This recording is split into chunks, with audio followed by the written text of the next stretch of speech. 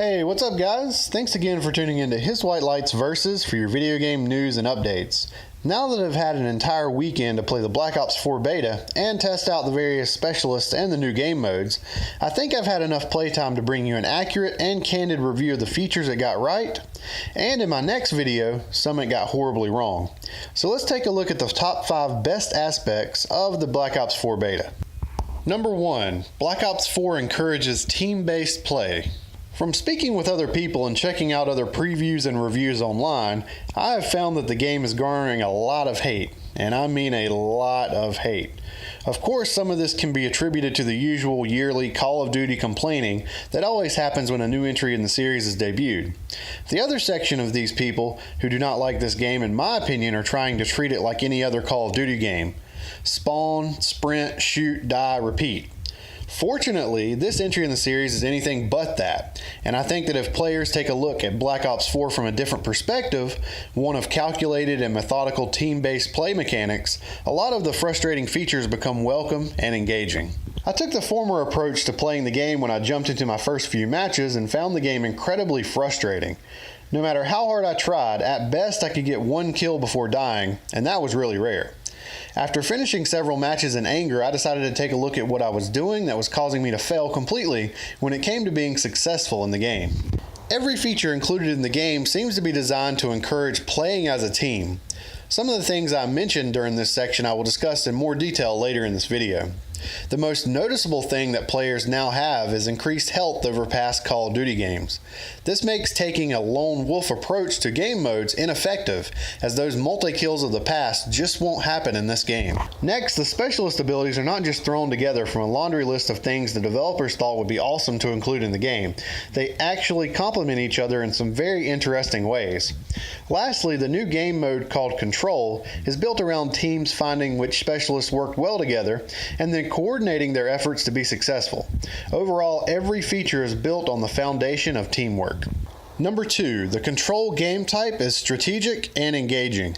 As I alluded to with the number 1 entry on this list, every aspect of this game seems to be built around team play, and that is readily apparent in Black Ops 4's new game mode, Control.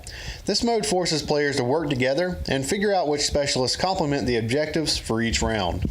In this mode, each team is tasked with either defending or attacking 2 stationary points on the map, much like the Rush game mode in Battlefield. If players are attacking, they will work their way towards the control point, and as long as they are within its boundaries, the capture meter will fill. Of course, the defending team will defend these control points by being within the radius also. This mode sees players gaining time by capturing one of the 2 points, and whichever team tallies 3 wins first or depletes the other team's respawns is the victor. I had quite a bit of fun with this mode and found myself spending the most time during the beta playing it. The fact that each team has a limited number of respawns gives this mode a sense of cautious urgency that is missing from other modes in the game. Defending can be a hectic affair, and even while attacking, the game rewards players who take a more deliberate pace when engaging the enemy. The most intriguing aspect of this mode is discovering which specialists work well together from an offensive and defensive perspective. This mode is more about your specialist abilities and teamwork than any weapon or perk you happen to choose. Speaking of specialists, let's take a look at the next thing the Black Ops 4 beta gets right. Number 3, the slate of specialists cater to every style of play. I was also very impressed by the variety of abilities that each of the specialists have at their disposal. Overall, every playstyle is represented in their abilities and gives players a lot of replayability if they want to master each one. Players have specialists that give them useful abilities for offensive play, like Ruin's grappling hook and gravity slam, and also defensive play like Torque's razor wire and barricade. As I mentioned earlier, I played Control the most, so I am going to highlight the specialists that I found most useful in this mode. If you are attacking, I found in my opinion that Seraph and Ruin fit my playstyle the best. Seraph's abilities are her Annihilator revolver that kills anyone in one shot, and her tactical beacon, which allows players to respawn wherever the player may put it. This allowed attackers to spawn next to objectives to get right back into the action. Ruin's abilities allow players to close gaps quickly with his grappling gun and clear out the objective areas with his gravity slam. Next, if you are defending, Torque and again Seraph seem to work well for me. Just like with attacking, Seraph's tactical beacon allows players to spawn right next to the points they are defending.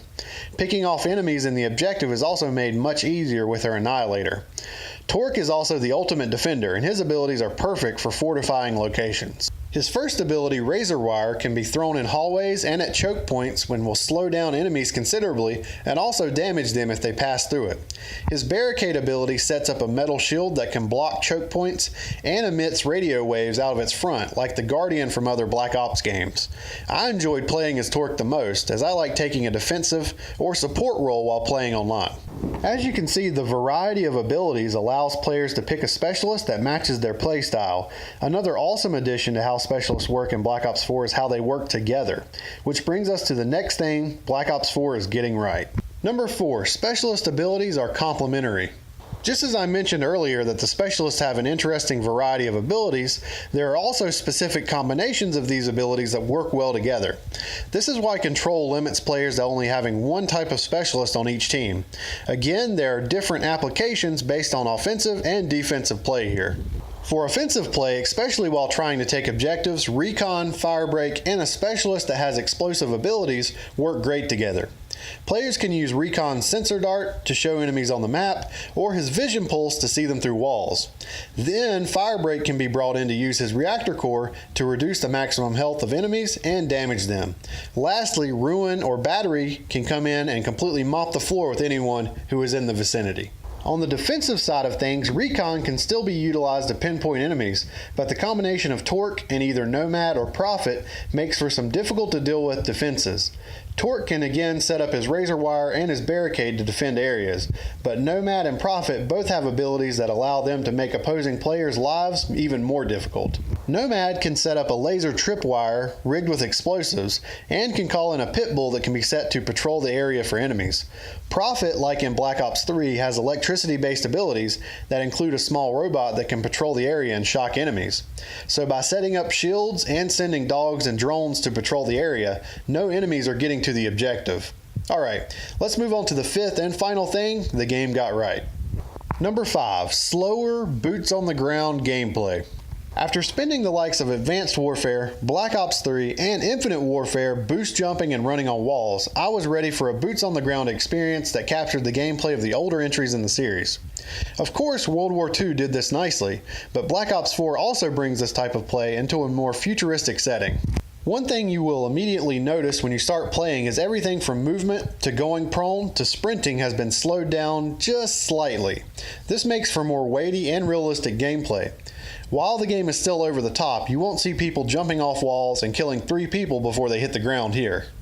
I really think this is a great move on Treyarch's part, as other aspects of the game are built to encourage team play, and having a more grounded movement system supports this as well. Drawing back the over-the-top nature of Black Ops 3 serves to give players a sense of more realistic and urgent gameplay that really requires players to stay with their teammates to be successful in each of the game's modes. Alright guys, that wraps up my list of things Black Ops 4 is getting right based on the beta. Check back in a few days for what I think it failed to get right as well. Let me know in the comments below if you enjoyed playing the beta or if you became frustrated like I did when you first started playing it. Also, is there anything that I missed for this list? If you enjoyed the video, remember to subscribe to my channel, hiswhitelight Versus, for more commentary and video game news. Until next time, guys.